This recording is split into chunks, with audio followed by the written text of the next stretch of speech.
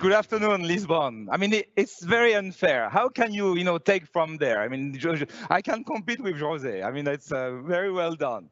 Well, I think my Portuguese, as you can understand, is not that perfect. So, then my accent is still French. So sorry for that. So I don't know if there's an artificial intelligence translator behind, but good luck for the machine.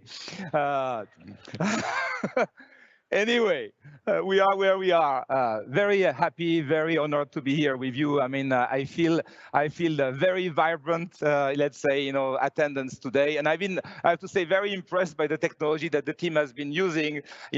Working behind and having everybody very silent. And I was feeling bad for the presenters that didn't see any reaction in the room while everybody was very concentrated. So anyway, very very happy to be here. What I would love to do in the next 15 minutes or so is to really talk about how the innovation and the technology pace is changing and evolving fast, and what can we do to keep up with that pace to some degree. And some of you may know already that, of course, and may feel the speed of change, but in reality, very few people realize that speed is not only there in place, but it's really accelerating. And what you can see here is that if you think about the different, what we can call revolution or industrial revolutions or different stage of maturities, one thing which is very interesting is that when you look at the speed of change is basically 10 times faster and 300 times the scale of the first industrial revolution. And at the same time having 3,000 more impact than we had before. So this notion of scale and acceleration and speed is something that might be interesting on a beautiful PowerPoint slide, but when you live it every single day, it requires a lot of, let's say, change in the way to think, an organization, a country, to embrace, in fact, the speed, for the good. The interesting thing also you can see is that speed is not going to slow down. Actually, it's accelerating. If you think about by the end of 2019, so this calendar year, the cloud traffic will have quadruples compared to 2015. So in only 4 years, 4 times. And you can see the next trend with, I was doing a kind of joke with the artificial intelligence, but that's the next wave which has already started, because it's already infused in many things that we do without sometimes realizing it's there already. Now, if you take another view, which is somehow that speed has really already generated a lot of, let's say, economical impact. I mean, if you think about the high scale generated, in fact, of course, lower and lower cost of production. And in areas that are really tangible assets, when you think about sensors, when you think about drones, when you think about healthcare and algorithm, you can see, in fact, some of the examples on the left side of the slide, on how in a few years things have changed. The interesting thing on the right slide is just to get a sense of how speed also has just generated higher valuation and market capitalization in a few years. When you take a few examples, I mean, in average, it took 20 years to reach $1 billion capitalization in the past. And look at the speed of some of the companies who are here. It's just impressive. And the reality is that since we know that the speed and the pace is not going to change, the key question is that what should we do to make the most of these changes to create good and constructing value? And one of the key components that will be, I'm sure, developed later on, amongst the presenters, and I know Paola is going to go, is the skills gap. Everywhere I talk, even during the lunch, there was no one discussion. When I asked the question, what's the number one thing that we should work together between government officials, private entities, NGOs, associations, education, universities, is always the number one thing is about skills and the skills gap. And the thing is that many of the technologies that we are talking are not going to be happening in the next 10 years. They are already in. So if I take Portugal, which again, I mean, there are so many things that we should feel good and be proud of. I mean, if you start, with the the GDP growth, I think around the 3% growth, has been a great example of recovery from the financial crisis. And the 3% is probably, in fact, the fastest GDP growth that we had in Portugal since the year 2000. So, after 18 years, it's still the fastest growth. If you think about unemployment, of course, rate, I think the June 2018 rate was about, let's say, 7%. Which is in fact probably the slowest and the lowest that we had in Portugal for many, many years. I think 2002 was in fact the latest, So great progress in this dimension. When you think about the Web Summit, the commitment of the country for the next 10 years, on this, big, tech event, I think is also a testament of the company and the countries all together to reflect that this is the ground where we want to have, a fostering and strong innovation and discussion. Take tourism. I mean, so many things, and I know that there's a race to bring the airport capacity to the next level to bring even more tourism, because every day lost is just a lot of, let's say, economic value that you lose. But for 2 times a year, 2 years in a row, actually, Portugal has been the best traveling destination or tourism destination. I mean, that means a lot. And Farfetch is another example where the first unicorn from Portugal. Which we have so many things to be proud of. I mean, the IPO has been recently announced. The last quarter was $130 million, more than 50% growth. They have now more than, I think, 1.2 million active consumers using the services. But 4 years ago, Farfetch was what I will call in my Microsoft taxonomy a small business. Just 4 years ago. Why, beyond the fact that we can be all very proud of this example, the big reason why, beyond the great, let's say, team in place, that Farfetch has been so successful is that they have been, a cloud-born organization. They think digital. They maximize and optimize for digital. And they embrace the technology to make the most of it, and responding to demand, or even inventing and then, response to future demand.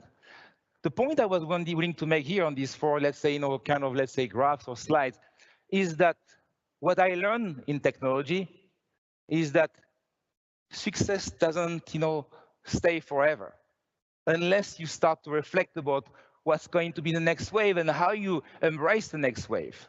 I mean, when I was working in Seattle a few years ago, and we started to engage in the cloud computing, I had to help people to change their mindset in the context of, hey, if you are happy with 37% growth, I'm happy for you. But the new norma is triple-digit growth. So if you are below triple-digit growth, you are not making the most of the opportunity. So we should think differently because the norm of reference has changed. So what can we do on this? As I mentioned, there are a lot of things that have been done already to leverage these high scalability, new technologies to make the most in, I would say, some of the most complex, problems in the planet. Think about in the next 25 years, the world population will have grown by about 2.5 billion. And at the same time, we know that the world will have probably 70% of the people concentrated in cities. Now you take these two information together and you think about, all right, so how are we going to deliver the food to all these people? And so we started to work on the project which is called Farm Bits here, which helps to reflect on how we can increase the production capacity while reducing the waste to some degree. And maybe before saying anything else, let's roll the video for you to realize what this means in concrete terms. So let's roll the video.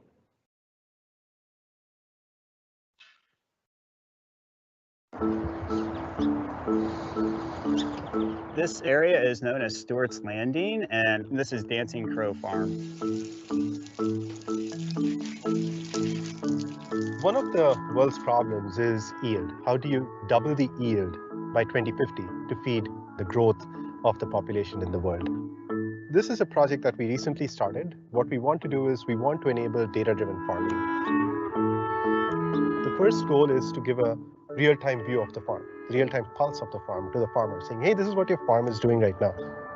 So how do you even connect these farms to the internet? It's so far remote, the cell carriers have very little incentive to provide connectivity in the farms. The system that we have deployed here is measuring soil temperature and moisture, and it's coming from this sensor. Here what you see is a white spaces device. The idea that we had was a farmer buys a white space router, plug it in the farm, and your entire farm is connected. Now you can connect multiple devices, and connectivity is cheap. So you can actually deploy many more sensors in the farm. You could have a dense deployment of sensors getting real-time view of all the parts of the farm. Not only your soil or moisture data, but this is a high bandwidth connection. You can connect cameras, get real-time views from the farm. So once you have all this data, you could then analyze the data to predict what the future would look like. I'm actually really looking forward to how the process will change. This last year has been mainly a data gathering, information collecting year for the Microsoft research team. I'm really looking forward to seeing what research they've gathered this year, putting that together with what I think is going to happen next year, and make predictions for what I should plant when and where.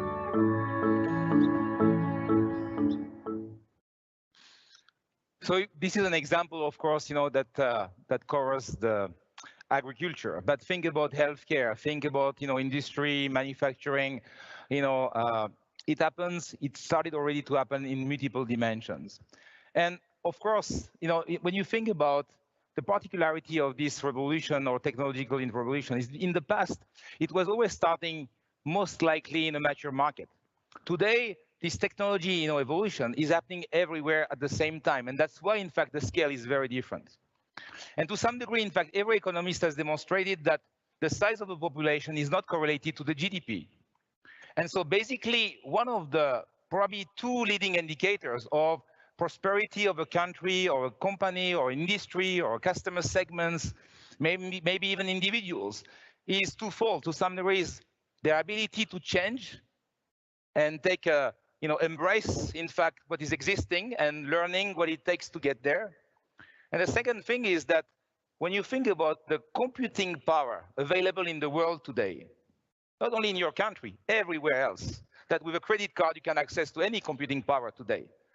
The storage capability and the networking capability, for the first time, these three things together are bringing an ability to innovate in multiple dimensions. So it's not the size of the country that limits, in fact, the innovation. It's the skills of in a country to access and make the most of this computing power. And I think that's the biggest, let's say, challenge that we have.